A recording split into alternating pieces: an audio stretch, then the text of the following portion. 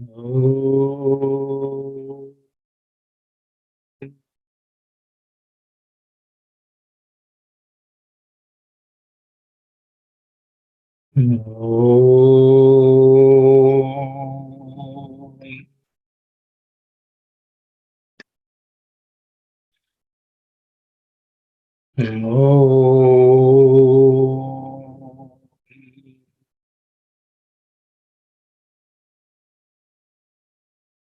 Om Sahana Vavatu Sahano Bhunaktu Sahaviryam Karavavahai Tejasvinavadhitamastu Ma Vidvishavahai.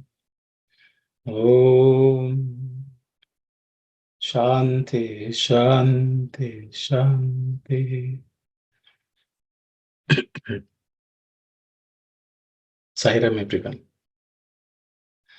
Just to put things into perspective, we had been studying for the past, I think, 17 weeks, or 16 weeks, the Bhaja Govindam verses which Swami had picked up to give discourses on during the 1973 summer showers, summer course in the year 1973. And those were the 16 which we had been looking at for the past few weeks. As there is some interest in looking at the rest of the verses also of Bhaja Govindam or Moha Mudgara, as composed by Sri Adi Shankara. So we are going to be looking at the other verses. There are 15 other verses left. So I'm hoping to look at least 3 verses per session with excerpts from Swami's various discourses in which Swami has covered the same topics. So we will launch into the verses picked up for today. This is the second verse in the Bhaja Govindam. We will take a look at it.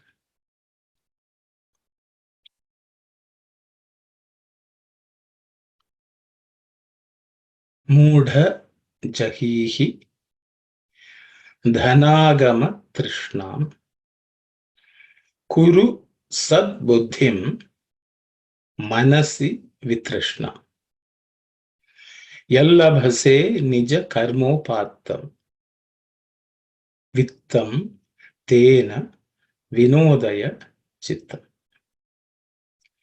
Mudha jahihi dhanagama trishnam kuru sadbuddhim manasi vitrishnam yallabhase nija karmopattam vittam tena vinodaya chittam. Mudha jahihi dhanagama trishnam kuru sadbuddhim manasi vitrishnam yallabhase nija karmopattam vittam tena vinodaya chittam.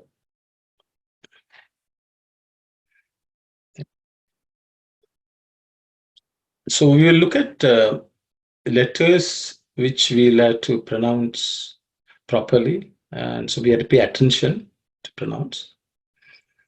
In the first word, mudha, the second letter, dha, is the fourth letter in the ta varga or ta class of sounds.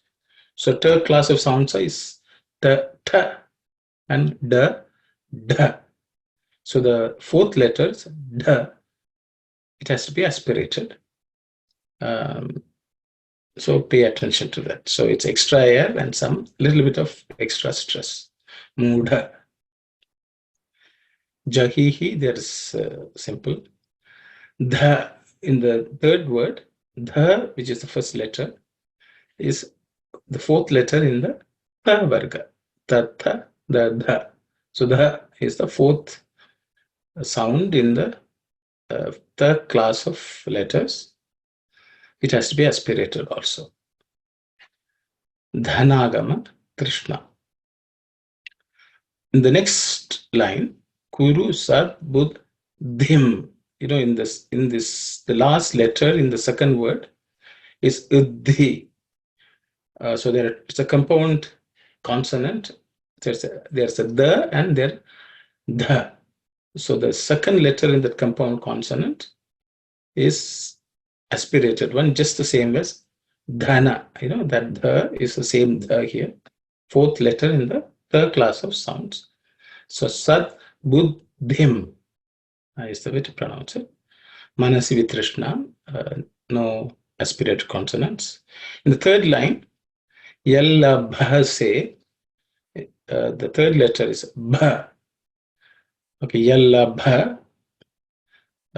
That has to be aspirated because that's the fourth letter in the per class of sounds or per varga sound consonants. Bha. Yalla Bha Se. Nija Karmopatam. No aspirated consonants. The last line also, there are no aspirated consonants. Vittam Tena Vinodya Chitta. Now we will look at the sandhi splits. There are, as we have discussed, there are words sometimes put together and there is sandhi involved. So we will take a look at that. How to split them, look at the individual words. In the first line, there are no sandhi related changes, but the last word, which is the third word, it's a samasa, multiple words combined together to form a single word. Samasa is a compound word. Though there can be internal sandhis, so we are splitting them. These are called internal sandhis within a word. Okay, this is a samasa, which is a compound word. So there are Mudha is a single word, Jahihi is a verb, single word. Then the third word is actually a compound word, samasa, as it is called in Sanskrit. So there is dhana, agama, and trishna. So dhana and agama becomes dhanagama. The na plus a becomes na. Okay, that's how you get dhanagama. So dhanagama, trishna. Agama, trishna, there is no change due to sandhi. But there's a three distinct words come together to form a compound word. Okay. In the next line, Kuru is a simple word, no issues. The second word, Sat Buddhim, is made of two words. One is Sat, other one is Buddhim. So it's an internal sandhi to a compound word. The it undergoes a change and it becomes id. Okay, that's how you get Sad Buddhim. When Sat and Buddhim come together, it becomes Sad Buddhim. Okay. The other two words, there are no sandhis involved. In the third line, the first word is Yallabhase. Yallabhase there's a sandhi involved because there are two distinct words. Yat and labhase becomes Yallabhase. The it in the first word, Yat, undergoes a change and becomes ill because it's followed by another la. So it becomes Yallabhase. Okay, so there's a sandhi. The next word is a compound word. It's called samasa. I've just split out individual components of that word, compound word. There is nija, karma, and upattam. Nija and karma, there are no changes. Karma and upattam, there's a change because a plus u becomes o. Ma plus u becomes mo. Okay, so nija karmopattam. Nija karma upattam becomes nija karmopattam. So there's a sandhi involved within the word itself. In the last line, all the words are distinct words. There are no changes due to sandhi. Okay, so now we will look at the meaning of the verse.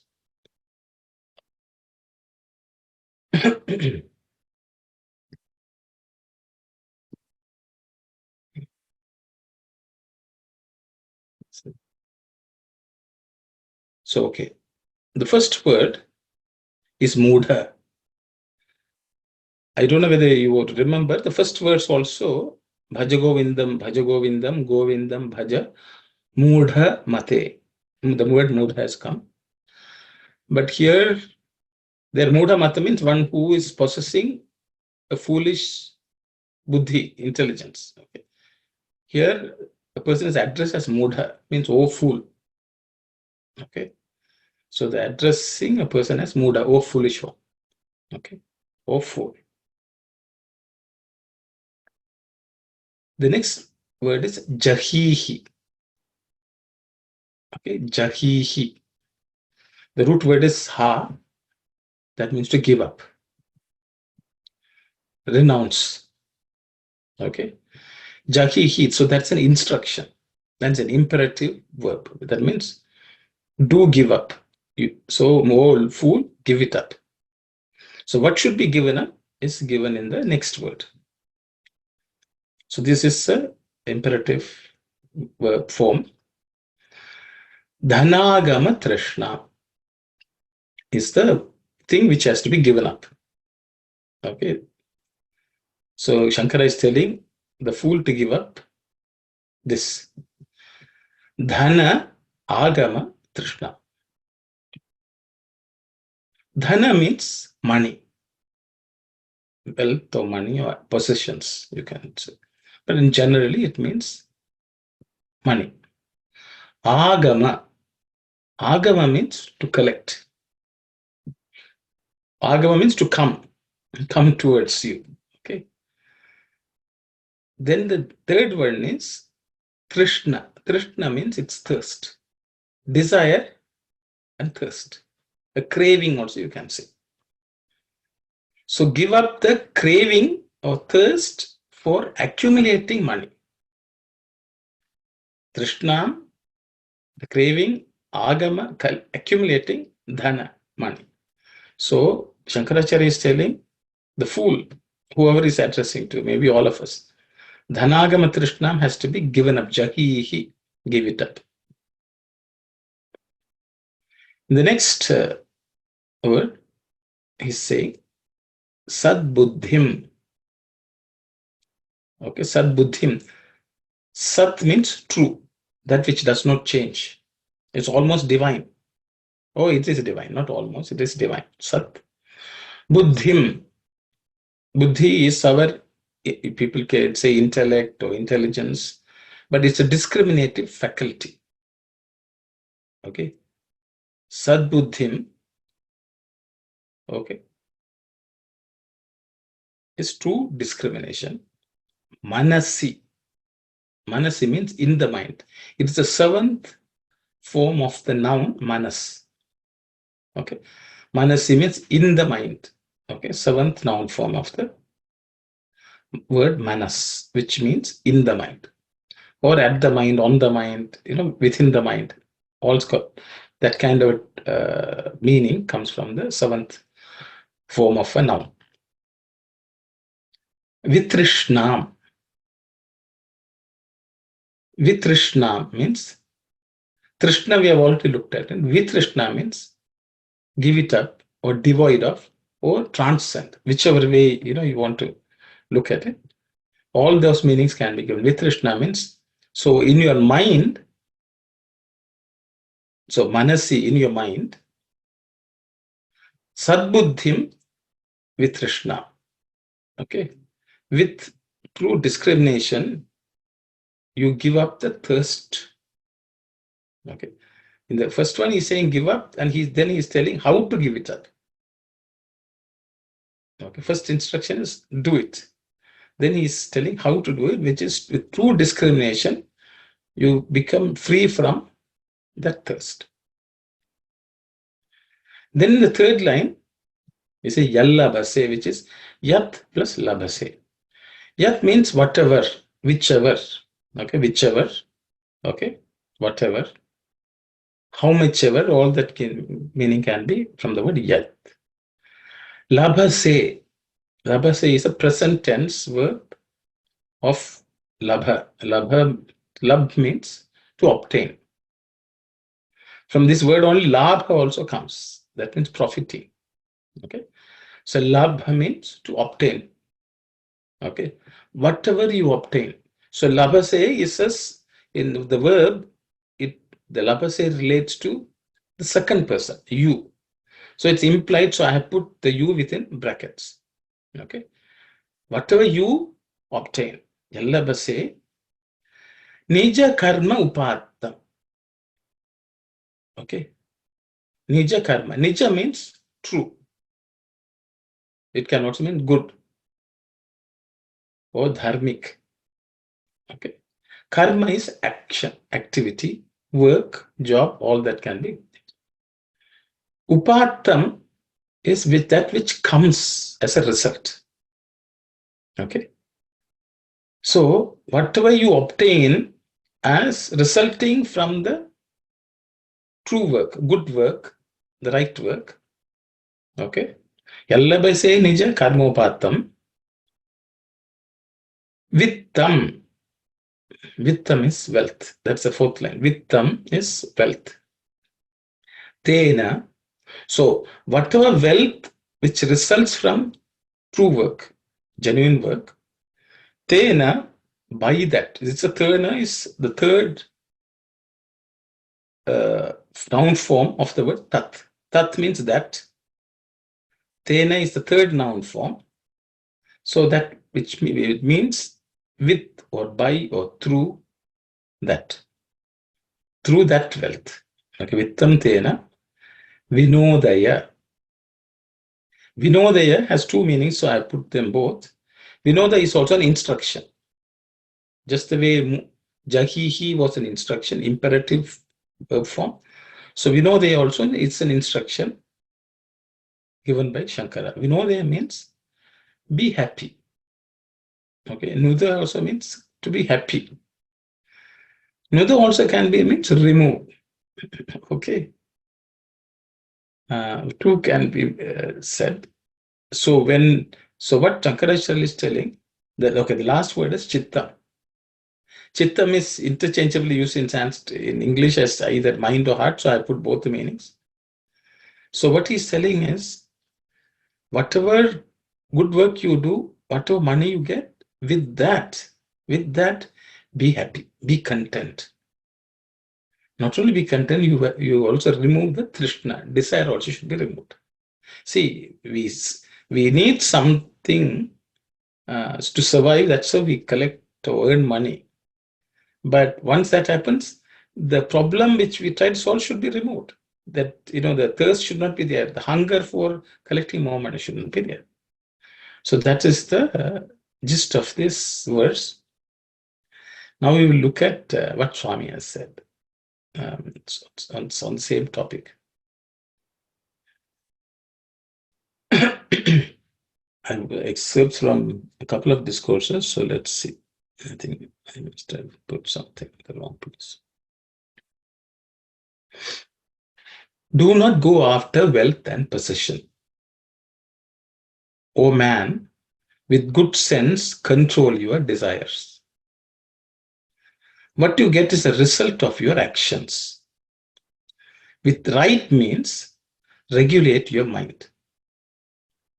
Chant the name of Hari and Govinda, O dull-witted man.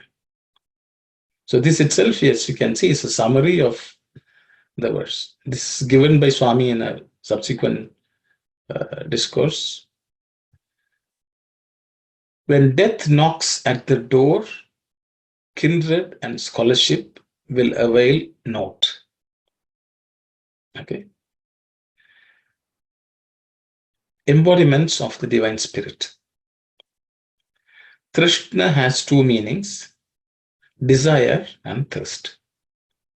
It is natural in daily life to have a desire for certain necessities and comforts. Among the necessities for daily living, three are most essential: food for sustenance. Three are most essential. Okay, sorry, I should put food for sustenance, garments to wear and shelter for dwelling. Food, clothing, and shelter, as Swami said. The desire for these three is natural for man. Even in this, there are two kinds of desires. One is natural, the other is excessive and misdirected desire. I want a house is a legitimate desire, and one should seek it, but it is greedy to possess two or more houses. Today, greed is more prevalent among men than desire for necessities. With the result that man is afflicted with grief and worry. He has become a stranger to contentment. He is steeped in discontent on account of insatiable desires. The other meaning of the word Trishna is thirst. Whenever one is thirsty, one has to drink water. When will this end? When will this thirst end? Thirst will not end as long as life lasts. Even at the moment of death, people feel thirsty. How is the thirst for material things to be quenched? It is possible through the efflux of time to get rid of iron shackles when they get rusty. But it is not easy to get rid of Trishna, desire. Trishna is the cause of limitless desires. If desires are fulfilled, one's ahamkara, ego, gets inflated. If they are not realized, hatred develops. There are three doorways to hell for man: kama, lust; krodha, hatred; and lobha, greed. Desires tend to get out of bounds. Hence, it is essential to try to curb them as far as possible. The process of controlling desires is called sadhana. The literal meaning of sadhana is the effort you make to achieve the object of your desire or to reach the goal you have in view. Sadhana is thus the primary means to realize your aim or objective. The second meaning of the term is sadhana, that is wealth that is associated with divinity.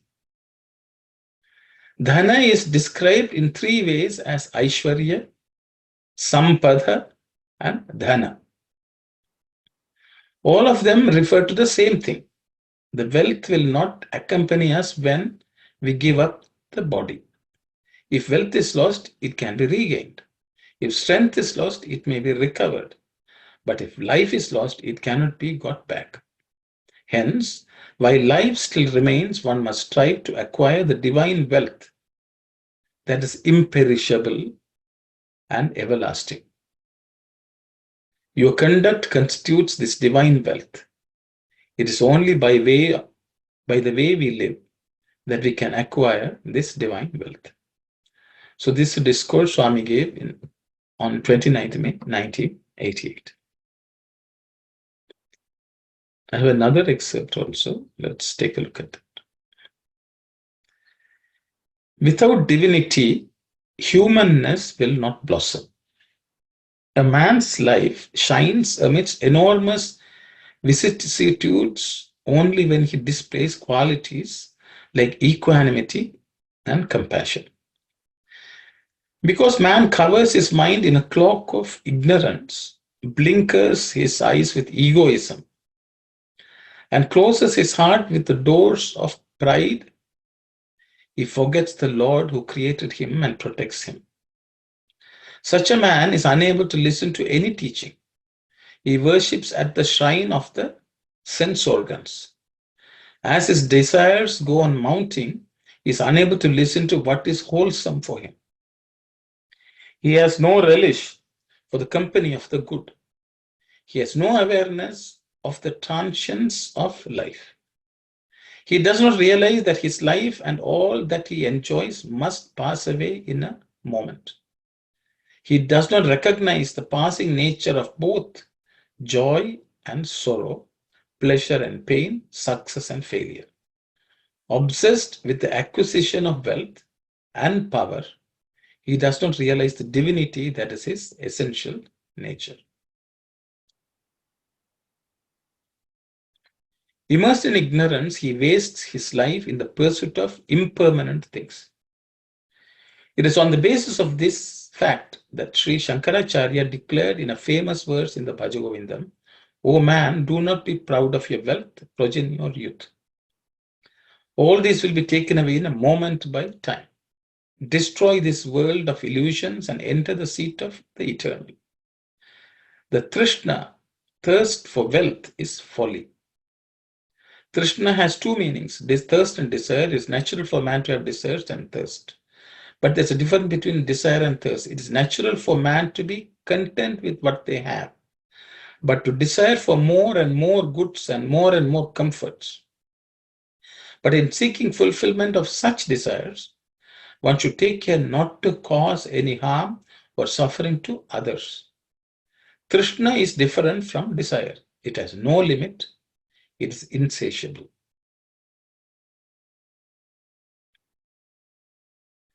Dharma, the code of righteousness, lays down for men a regulatory path, like the effulgence of the rays of the sun.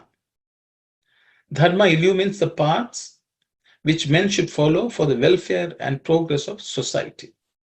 Among the laws of Dharma, Nyayam, justness, is most important.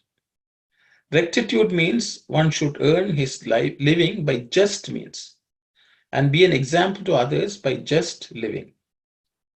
Justness consists in making no difference between oneself and others. Whatever may happen to oneself or one's relations, whatever difficulties one may have to face, one should not swerve from the path of rectitude. Justness is the mariner's compass. In whatever way you put it, the needle will point only towards the north.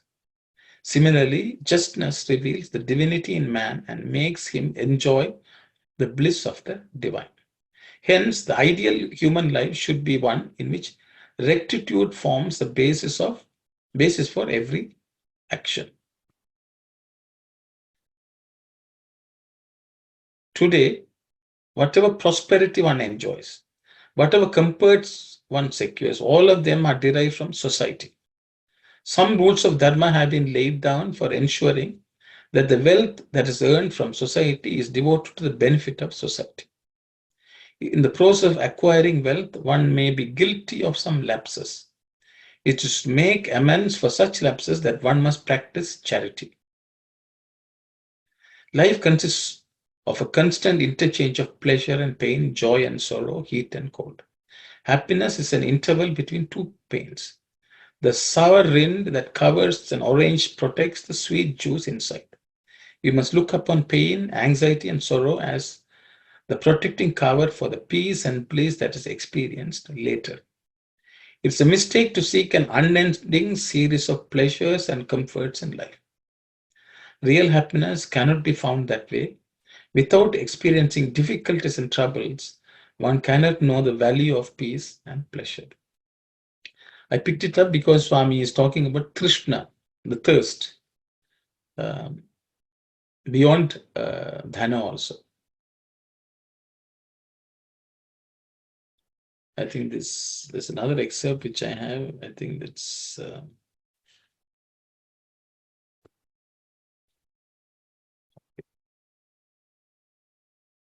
it's for the next verse. So let me just.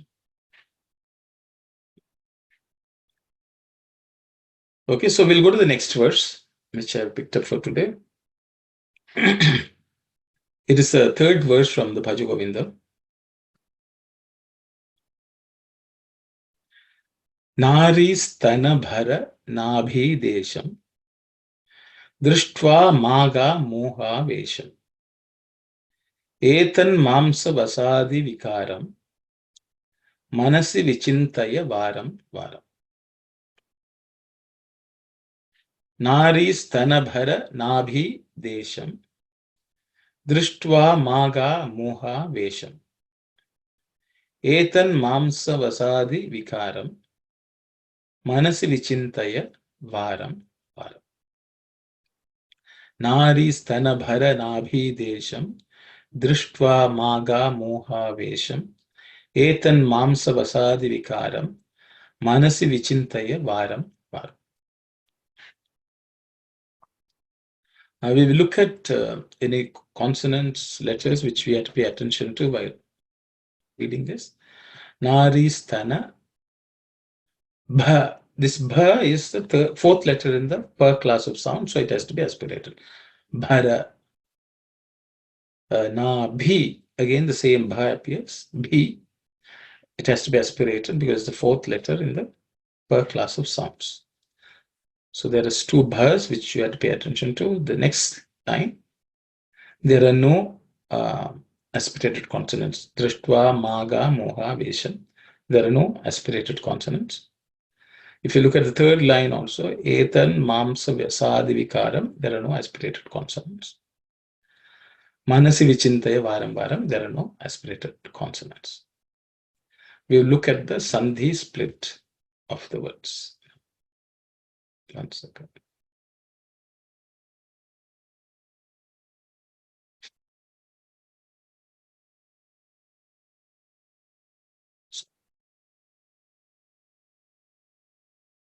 So actually the first line itself is one single compound word.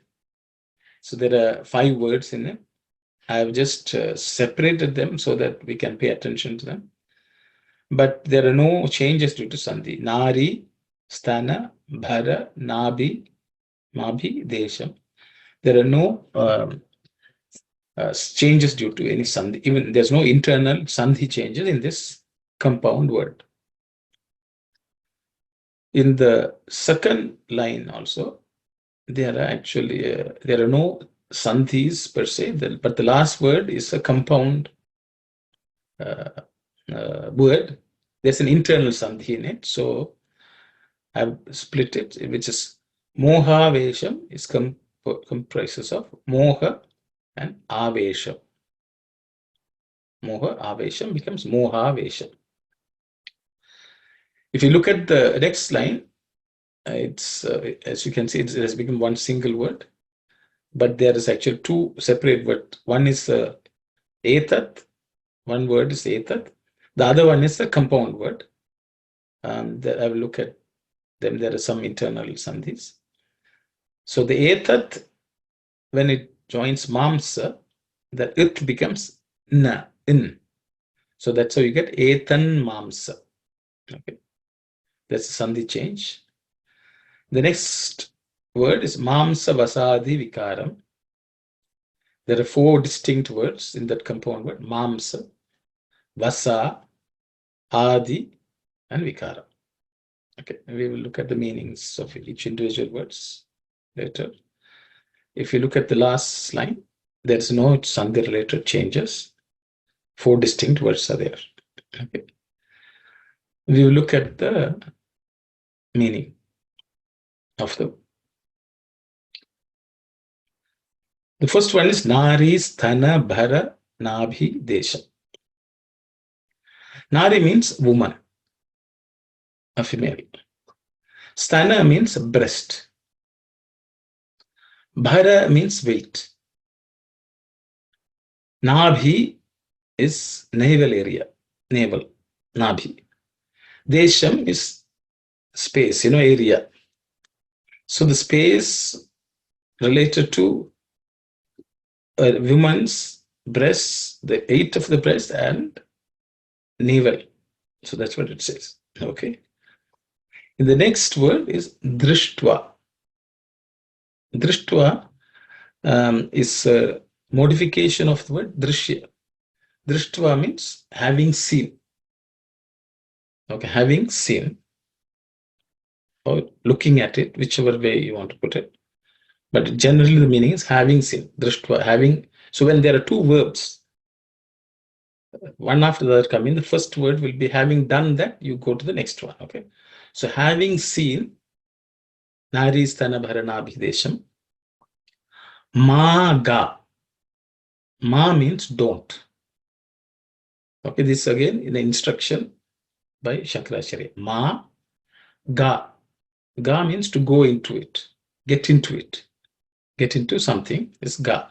Maga means don't go, don't do, or don't enter, you can say, don't enter. Moha avesham.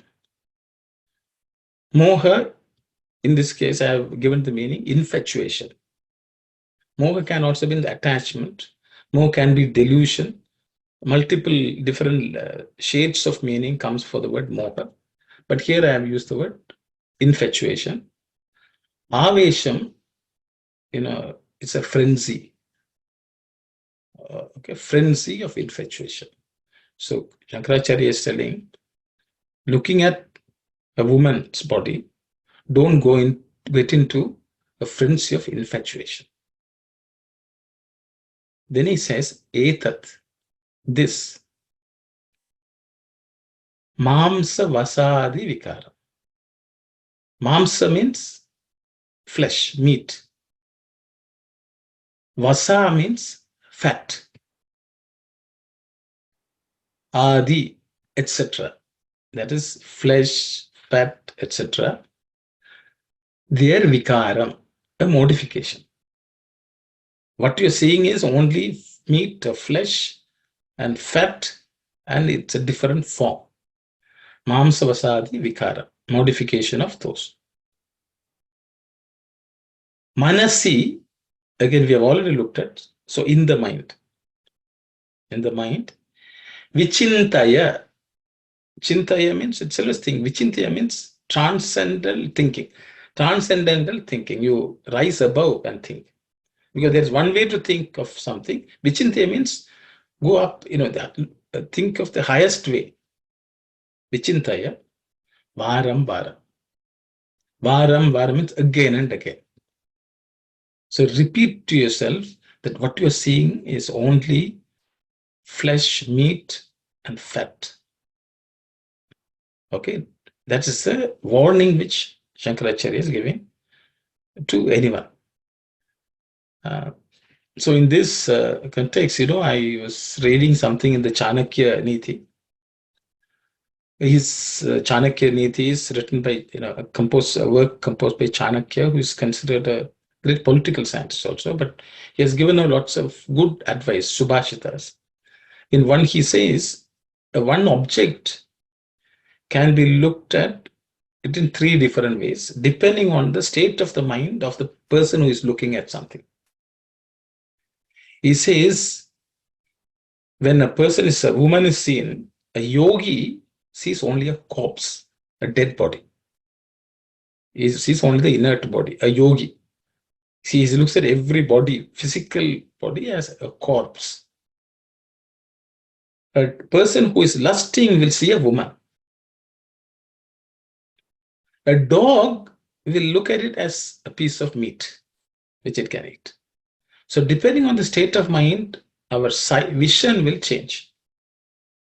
So it's the same thing which Shankaracharya is saying. Let's see what Swami has said. Actually, this is something which Swami, in every youth conference, Swami speaks about it. So I think I have a couple of excerpts. We'll look at them. After fulfilling the promise given to his mother, Shankara went to Kashi, accompanied by his disciples. On the way, he saw some young men and women moving together. He cautioned his disciples to beware of physical attractions. He told them, these days, young men and women are attracted by the physical body, which is filled with all sorts of filth and gives out a foul smell. They are carried away by the physical beauty, but they don't see the beauty of the indwelling Atma. This does not behoove a human being. Why so much infatuation for the body, which changes from moment to moment? The physical body is bound to disintegrate and get reduced to ashes. In this human birth, youth is like a passing clouds that come and go. Describing the ephemeral nature of the body, Shankara tried to develop a sense of detachment in the hearts of people. In this regard, young men and women should behave with great caution.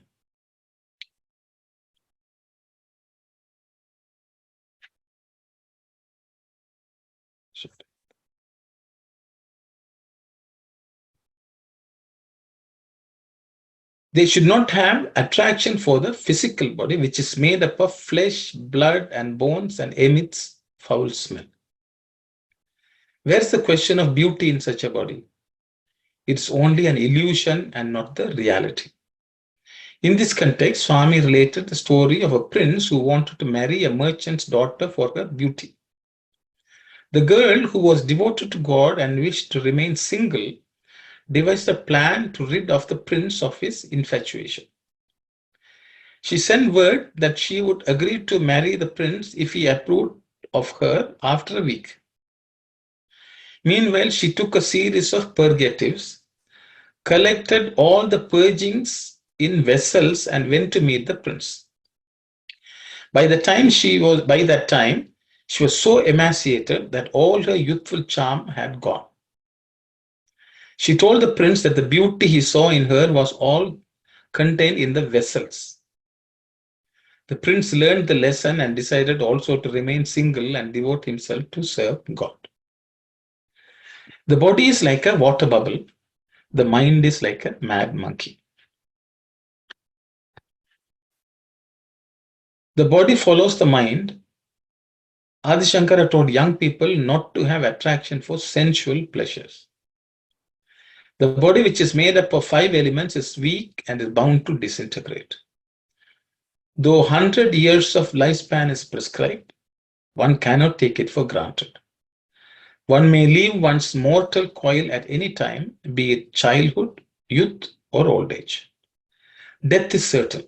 Hence, before the body perishes, make effort to know your true nature. At the same time, Shankara never advocated that all young people should become renunciants, sannyasis. He advised them to discharge their duties earnestly and spend their time in contemplation of God. He taught what he himself practiced. Young men and women today have become slaves to their senses and are leading their lives like animals. That is why Adi Shankara taught youth the philosophy of non-dualism, Advaita, in a way they could understand.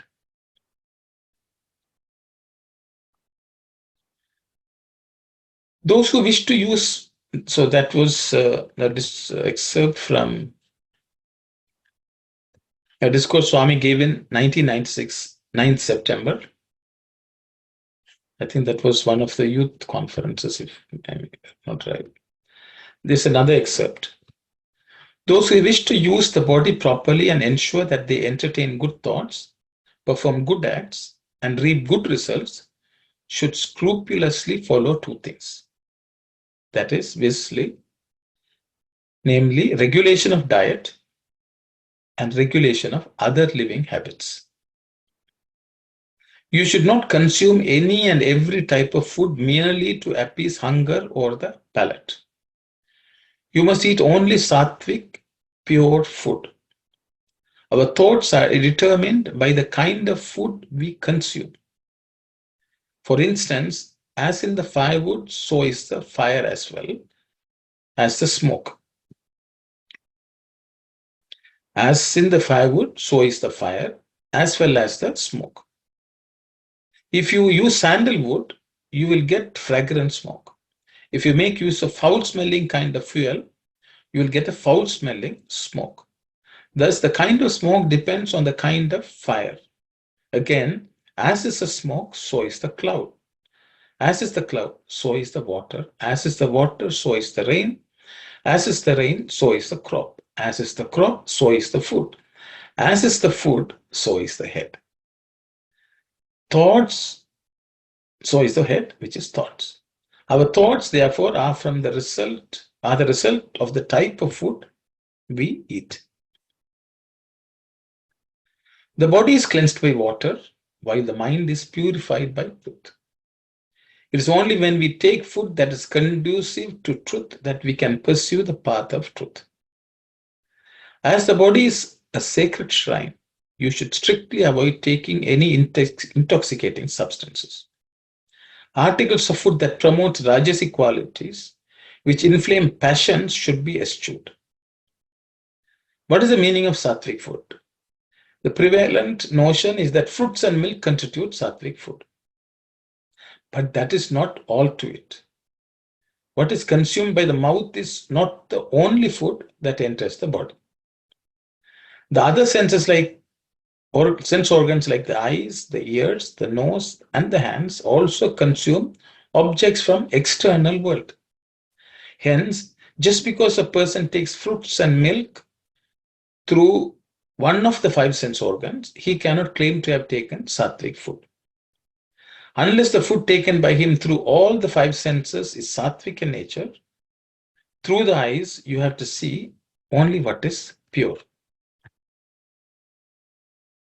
To see all kinds of things indiscriminately will spell disaster.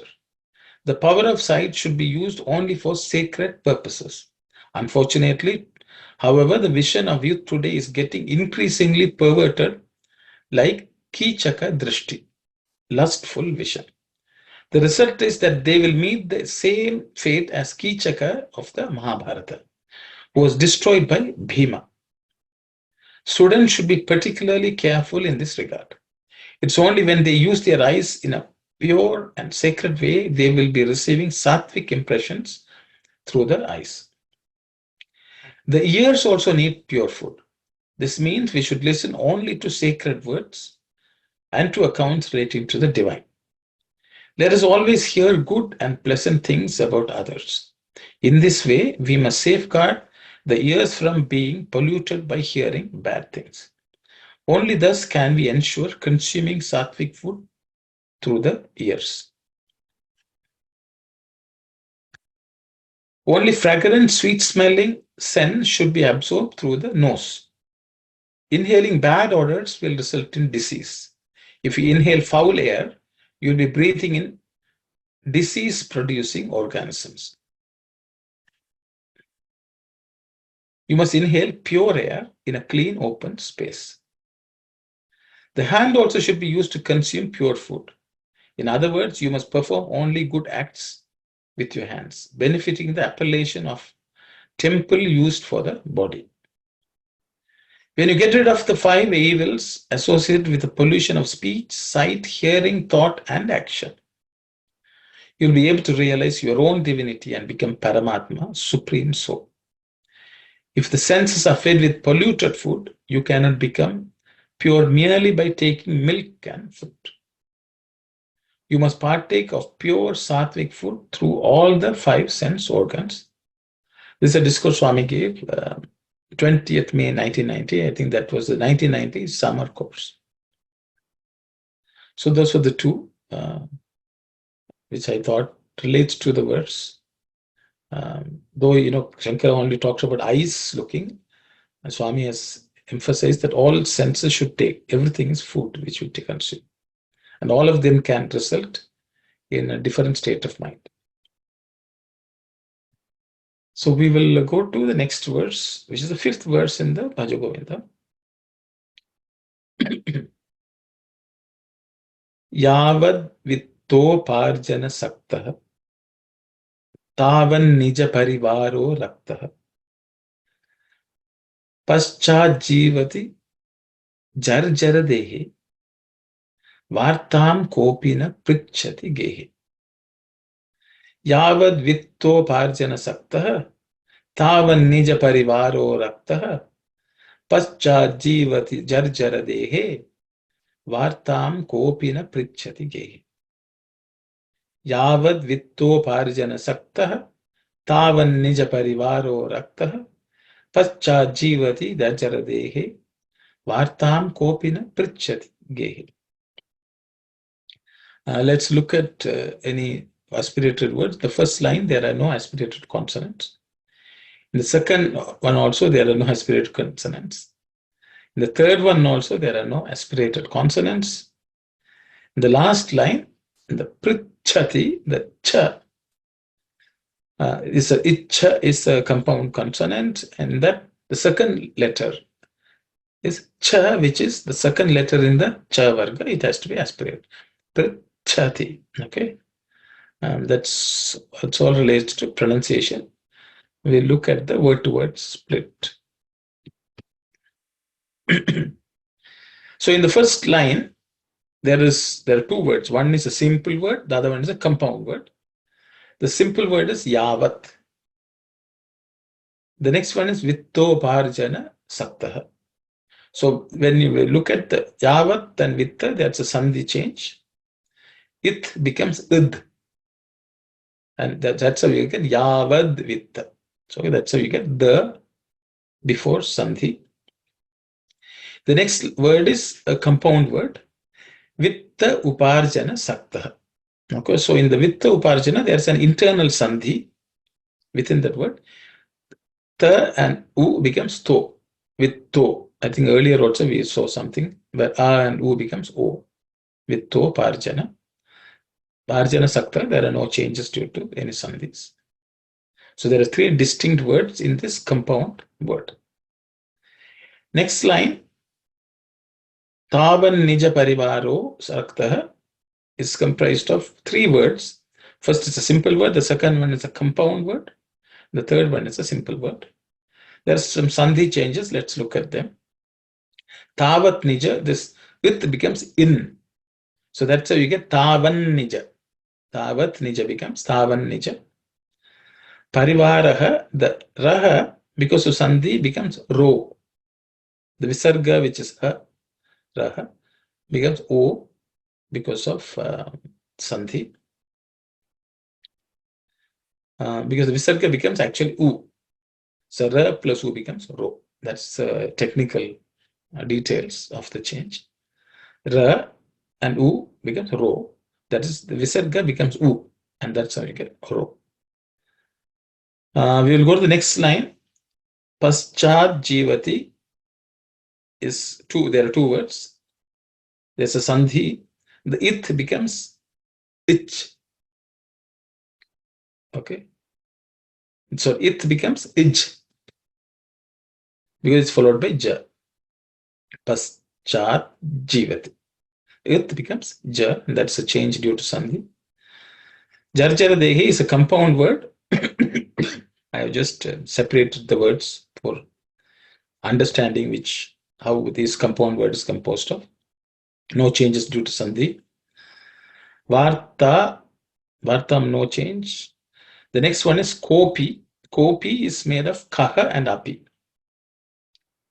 Is kopi. That's a sandhi. Visarga sandhi. Na prichati gehi, no changes due to sandhi. We will go to word meaning.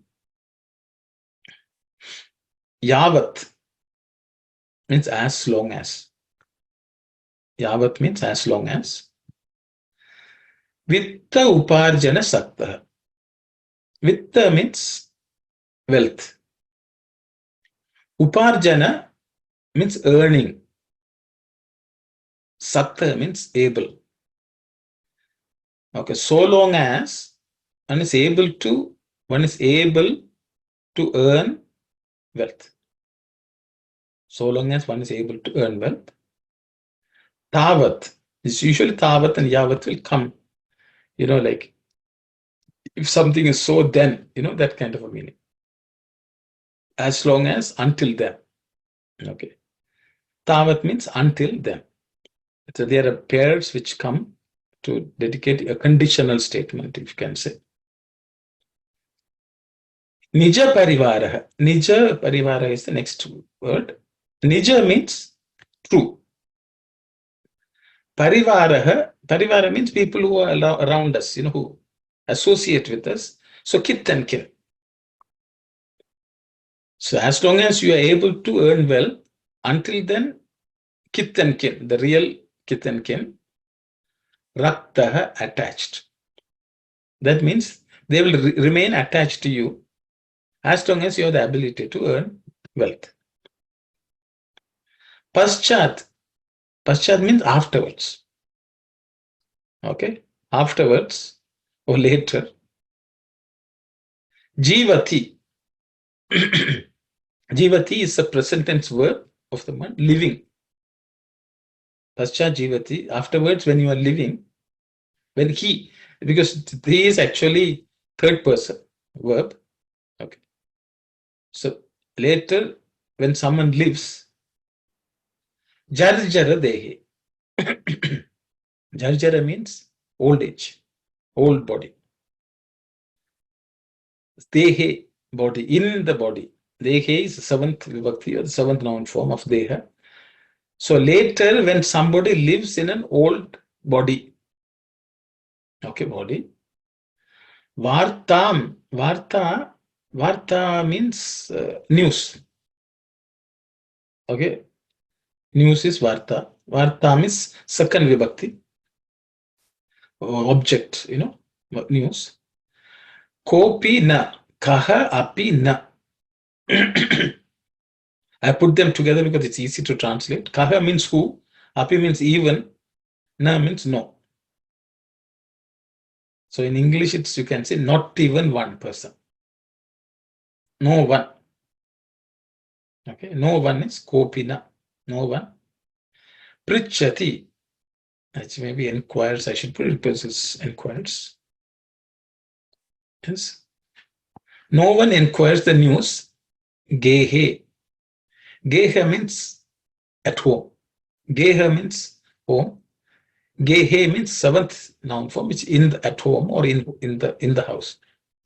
So what Shankaracharya is telling, as long as one is able to earn, one has the ability to earn money, all your kith and kin will be attached to you and they will treat you with love and all that. When you're old, when you are unable to earn money anymore, they will not even ask about your own welfare. They won't even care to ask what is the news about you.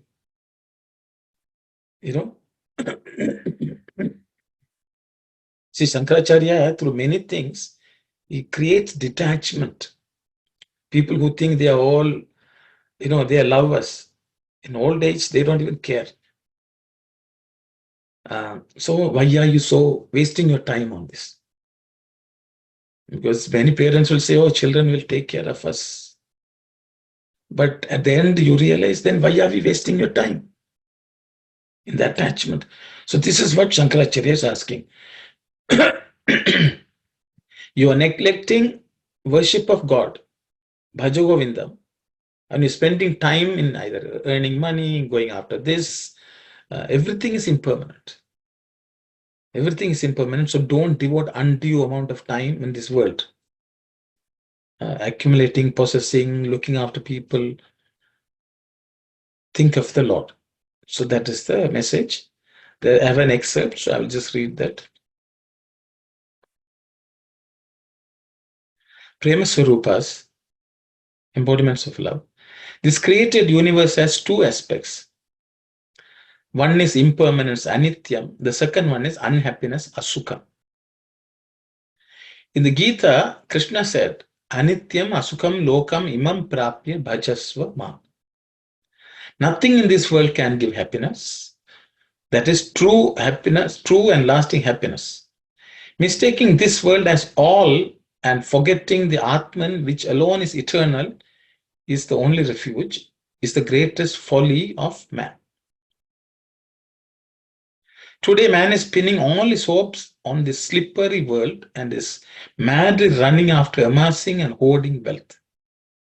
Of course, material needs are to be taken care of, but within limits and not at the cost of spiritual values. Money and mansions are not the only wealth. Hoard the wealth of spirit. Character is wealth. Good conduct is wealth. Spiritual wisdom is wealth.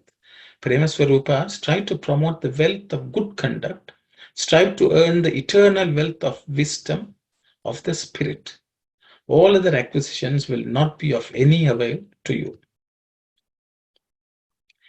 They will attract relatives and friends to you just as frogs come to a pond when it is full. Once the pond dries up, not one frog will be found there.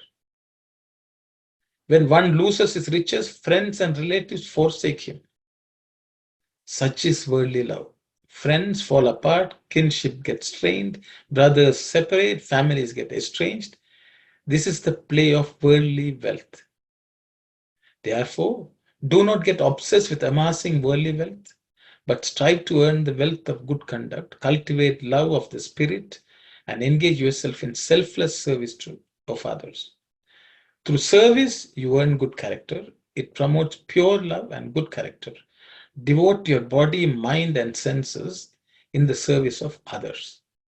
Paropakaram, Paropakarartham idam shariram. It is said the body is intended to do only good and serve others. The body is not gifted to you so that you hate and nurture jealousy against others and live selfishly, worse than an animal. You should devote this precious gift of the body in selfless and loving service always. This is a discourse given in April 1981. And the date was not given. I think it's eighth discourse among all the 1981 discourses, if anyone is interested in reading the full discourse.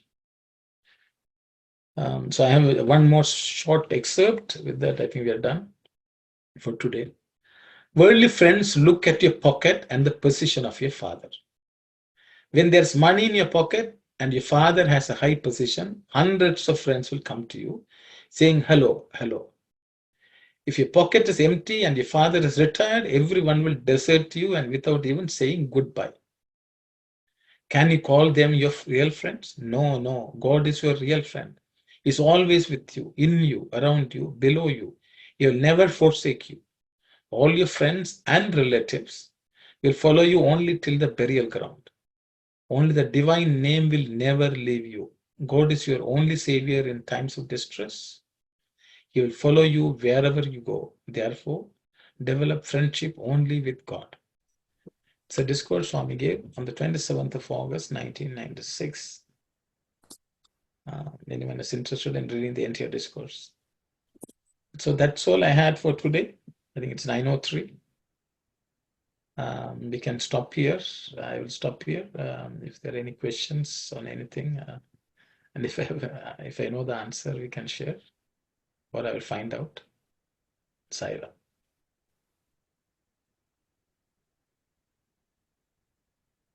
I guess there are no questions. So Saira Uncle was. yes. Could you just explain it in one of the discourses that Swami saying we must look upon pain and anxiety and sorrow as the protecting cover? How does that protect our peace and bliss? Okay, that's very good question. See, the problem is when there is no pain or suffering, we are all busy in the world.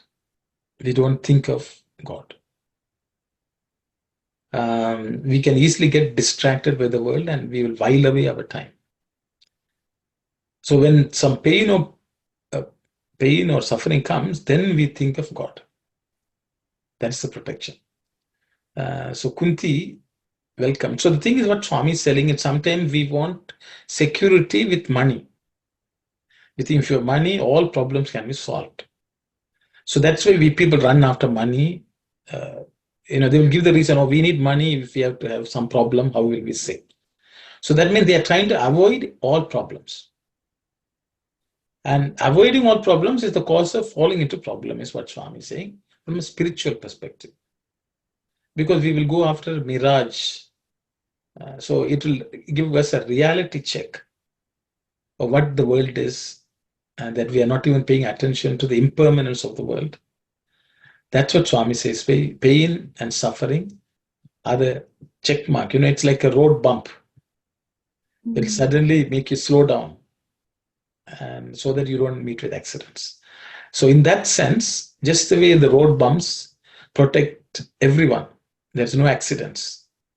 The same way, world also pain and suffering is good bump to slow us down so that we don't recklessly drive and harm ourselves and hurt others. I hope that answers your question. Thank you. Yes, Sister Aruna. Saram, brother, Yes. the one sentence before this discourse, it says, the body is intended to do only good and serve others. We always say we are to serve others. And what is referred in the good? Paropakarartham. Para upakara artham. Okay, that's the meaning. Yeah. Para means others. Upakara means something beneficial to others. Others. Upakara, artham. That's the good, and to do only good means upakaram. You have to only do upakaram. Don't do Good. apakaram. Okay. Intended to do good and serve others. Yes, upakara means to help. For us, anything to referring for that particular person, anything good? No, right? It's Of good to course. others. Of course, what we get is spiritual benefit. So we are doing actually upakaram for ourselves also. Yes. Body See, intended to do only good. Swami says selfless service is the real upakaram we do to ourselves. For also. us, okay. But others, so our upakaram depends on doing upakaram to other people. Okay. Do only good.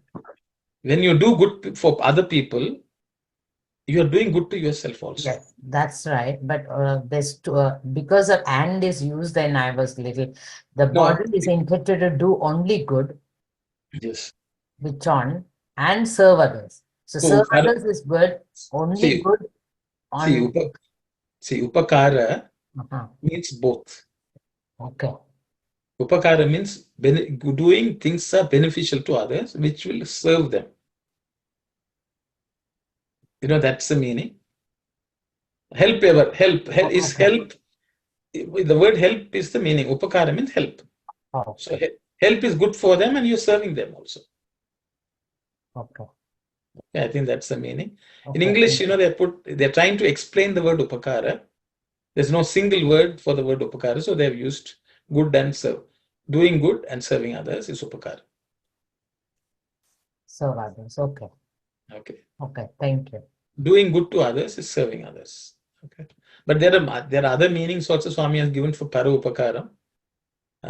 So I will give that also here, that in another discourse nowadays. Swami says people think serving others means doing good, good things for other people. Swami says that is not the meaning of para upakara.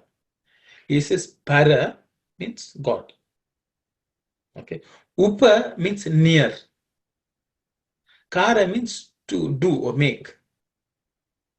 So what Swami says para upakara means do things which will take you near to God. Para upakara means not doing social service. That's good. Okay. Swami, because you brought it up, I said, Swami says many people think Parabhakara means love all, serve all. Swami says, no, when you say serve all, how can you serve all the people? No one can serve all the people because the word all means God. Okay. See, can we serve everyone in this world? There are 6 billion people. We can't serve all of them. But by the word all, it means God. So if you serve somebody, so you're only serving God. You're only serving God, loving God, and you're serving God. You're not loving other people. What we think other people is just the body. Swami says, don't go off the body. Body is like meat, flesh. Think of the Atman and serve. And that is the love all and serve all. So I thought I would just good. Thank you. That's another. There are many discourses Swami has explained that. So I thought I will just mention it to you. Thanks. That's why it's very difficult to translate it in English. What is contained in the Sanskrit word. Yeah, so the body given to the para upakara, like how we understand that go closer to the Lord, tell you how to that meaning. Thank you, Sarah. Do everything to get near God. Para upakara. Okay. Yes, Sairam and Saku. Sairam, I have two questions. One is parobhakara. That means your intention has to be pure. You should not be thinking that selfishly I am doing parobhakara, I'm serving others, so to please God. Even that should not be there, right? You should, with devotion, pure devotion, you have to do it to God without expecting even any reward, isn't it? Including others' acknowledgement. Yeah. Yes, Auntie. And the second one is all this Shankaracharya's all his teachings is somewhat similar to Buddha, right? Yes, Is- all of them have spoken the same things, Auntie. Yeah. Oh, Okay, Sai Ram. because That's all. Buddha says the everything is brings sadness. Only Yes, one way you can achieve happiness is to think of God and be in God's thought all the time. yes, Auntie. Thank you. Sai Ram. Sai Ram. Saira. Yes, Kalyani. Sorry, Uncle. In the last verse where it says Vitta Uparjana Saktaha. So Saktaha is like having the ability, like Sakta. Yes. Is that okay? Does it also mean attached, Sakta? You can say, yes, but in this, it has multiple meanings. In this context, I have given that word. Yeah. Okay. And then Upa, is it Upa Arjana or is it something? Uparjana, yes, that's right. See, the Upasakta, you asked about Sakta, no? Sakta means to be connected, Asakta means attached. Oh, okay. Okay. Sakta means to be connected. Hmm. See, in this world, we have to be connected with many things. So that in that sense only, the ability comes, you're able to be connected. Oh, okay. Okay. Not necessarily attached. Okay. I hope Okay. that answers the question. And in the first verse, sorry, there's one more word. You said Arjana, no? It's actually, I think it's Uparjana. Arjana is my understanding, but I will have to confirm. Oh, okay. So, In the first verse, the Nija Karma Upatam. Upatam, you said means. Nija karmopatam, through that, Nija karma upat. See, you do an action, something which follows that. Upa also means that, something which follows it, or which gives you proximity for that. Okay. Okay. So when you do action, as a result of that, something happens, something comes your way, which nears you, that way also you can take. Okay.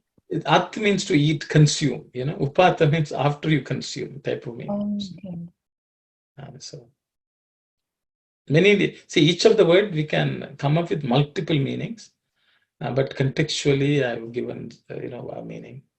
I hope that's okay. Thank you. So we will close the session and we will meet again next Saturday with 3 more verses. I think it will take about 5 weeks to complete all the 15 verses. I don't know what we should do after that. If there are ideas, people can share and I will consider. Saira. Om. Samastaloka sukhino bhavantu. Samastaloka sukhino bhavantu. Samastaloka sukhino bhavantu. Om. Shanti, Shanti, Shanti. Sai Ram, everyone.